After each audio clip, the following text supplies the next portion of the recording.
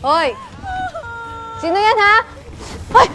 Sabihin kay Aris na Mika ko po. Mika? Mika, tama? Si Calix ba?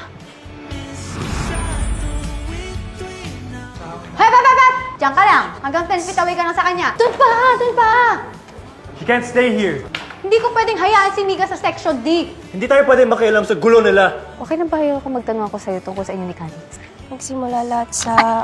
Upo tayo. Dali. Simula lahat sa love letter. Mika, it was love at first sight. Tabi! Mika! Mag-isipan mo mabuti. Sino ba talaga yung mahal mo? Sino ba yung Hoy! Ano ba problema mo? Ha? Sana bigyan mo ako ng pagkakataon para makausap ka kahit saglit lang, kahit 5, 10 minutes, 20 minutes.